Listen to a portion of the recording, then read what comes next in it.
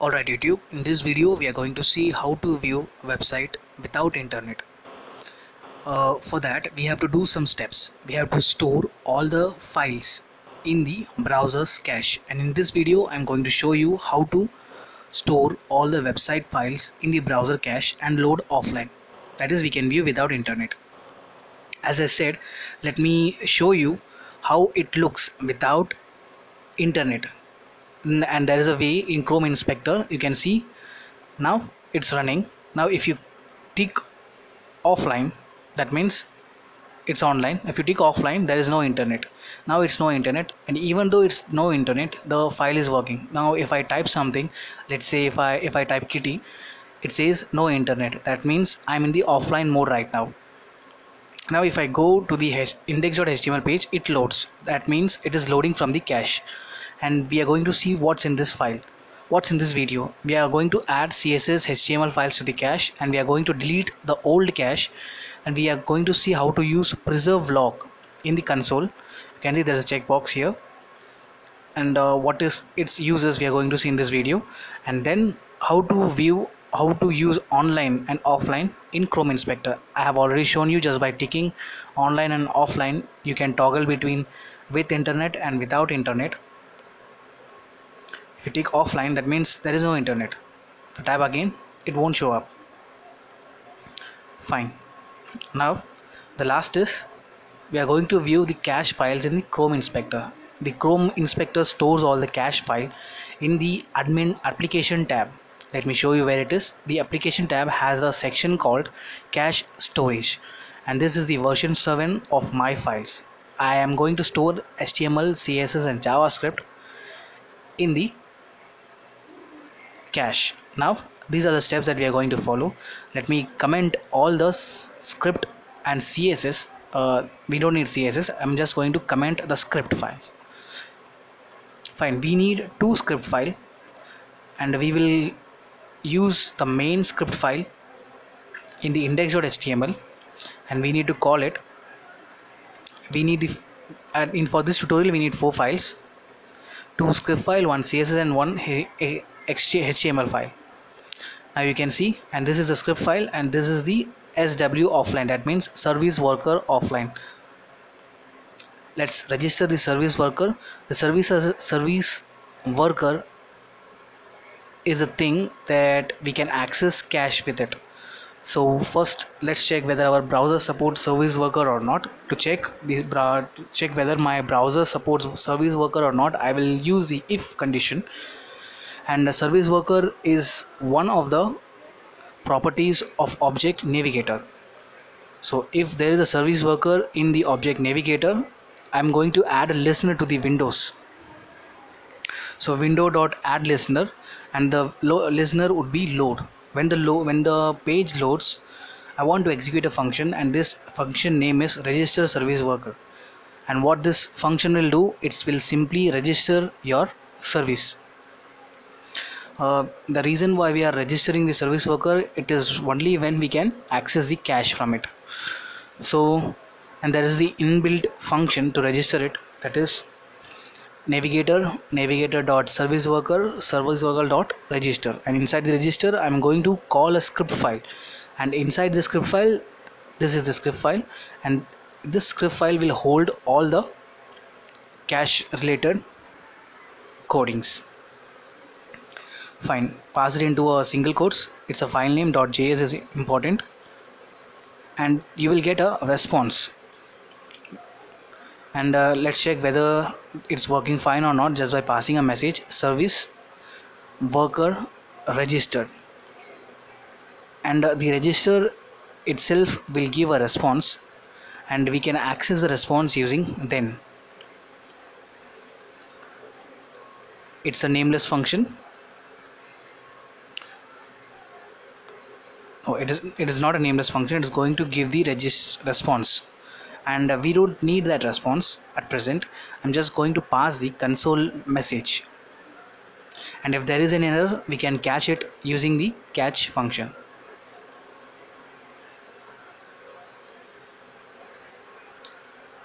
And it is the arrow function. I'm passing ERR as a variable, and I am going to access the ERR variable in the console log. So if there is, we don't have to pass the quotation, we have to pass a variable ERR. Fine. When there is an error, the catch block works. When there is no error, then the then blocks work. So let me remove all those things and start from scratch. It says service worker registered. Now we have registered the service worker. There is a condition. The condition is whatever files you are going to, whatever HTML files you are going to load in the cache, that file should have script.js file. And why the script.js file? Because the script.js file holds all our, the script.js file holds the code for registering the service worker, which I have shown you with the help of navigator.serviceworker. Register function. Fine.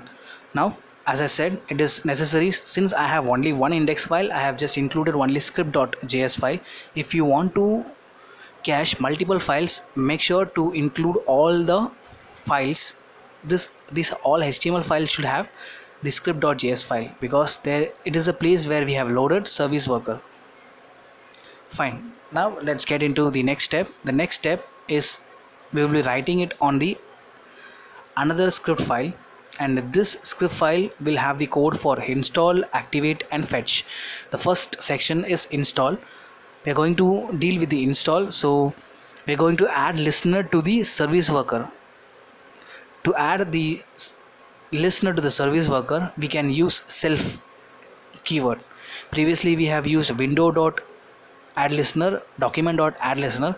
We are going to add the listener, add the event listener to the service worker itself. So that's why I'm using a self keyword. Fine. And this function install service worker will install the service worker so that we can access the cache. Let's wait until the service worker is registered. Now we can access the cache. Let's create a cache key. We can access the cache assets using the cache key. The cache key here is version 1, and the cache assets here is the files. The first one is index.html, the second one is script, and the third one is CSS. So as I said, we can access the cache using the cache key. Now in the install function,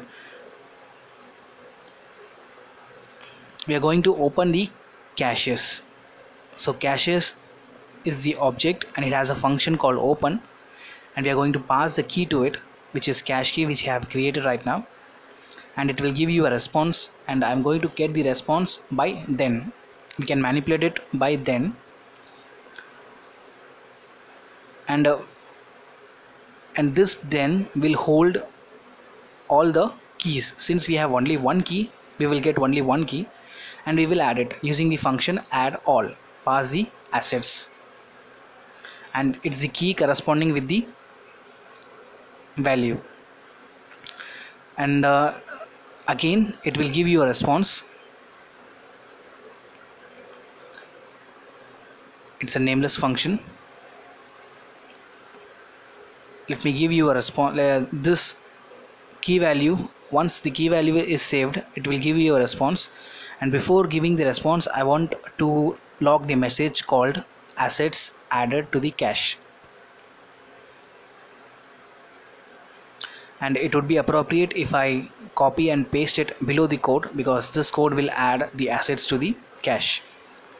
And I will get the response, and I'm going to manipulate the response, and I want to exit the waiting state. Since I have used wait until, to exit the wait state, I would use a keyword called self.skipWaiting. Skip waiting is a function, and self, self is simply denoting the service worker. Now it says there is an error. It is going to give you multiple caches, so it is not a nameless function. It should have user defined name. Let me make it cache, and this cache will hold the value. Fine. Now the error will go away. Now you can see the assets are installed, to check the assets, what you can do is you have to get into the application. Now inside the cache storage you can see version 1 followed by the values. Now we are going to add multiple versions. You can see version 1 is already there. Let's add some more versions just by changing the keyword version 1 to version 2. So what it should happen is we want only the latest cache to be loaded. We don't want multiple files in the cache. It's not the right way, because your storage will keep on increasing. So now, right now you can see there is these 3 files. We don't need that, and we cannot view offline because we have just completed the first step. The first step is install, and we need to go 2 step more. The second step is simply the activate, and the third one is fetch. Now you cannot see the data offline, it's not activated yet. Now let's activate. Let's get into the function called activate. We are going to add the listener activate to the service worker. The same way we have installed, we have used it for the install, I'm going to do the same for the activate. And it will have a function name. You can give any name. I'm going to give the activate service worker.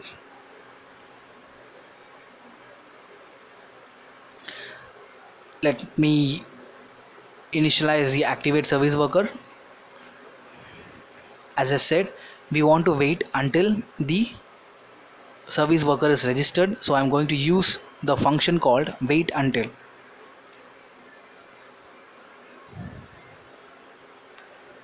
And now we are going to get all keys in cache. To get all keys, there's a function called the caches is the object name, and inside the object name we have a function called keys, and we can access one by one key using the then. I'm sorry for that, the caches is not the object, it's the class. I'm not sure it's a classes or a object. Let me go through it, but let's continue with this tutorial. Now what we are going to do is we are going to return the promise with the promise.all function,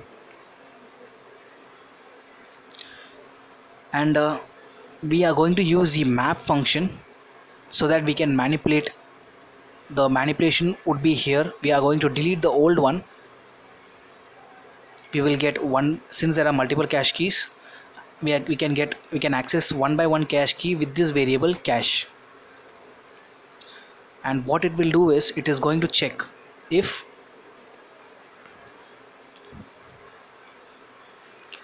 the cache is not equal to the cache key which we have defined earlier, then we need to delete all the caches other than the registered cache key. So we can delete it by the caches dot delete, and we need to pass all the cache.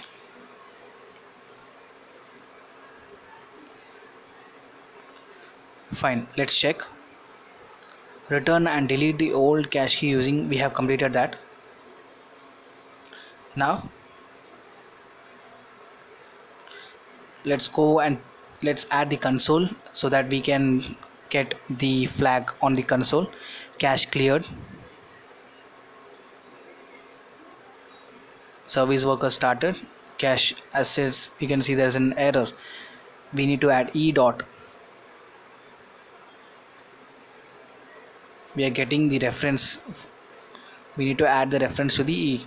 Now you can see there are 3 files in the cache.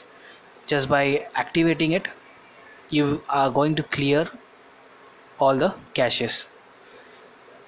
You can see there are now only one cache, which is version 3. If I make version 4, the previous version 3 will be deleted and the new version 4 will be stored on the cache storage. You can see cache cleared. Now you can see only 4 is there, 3 has been deleted.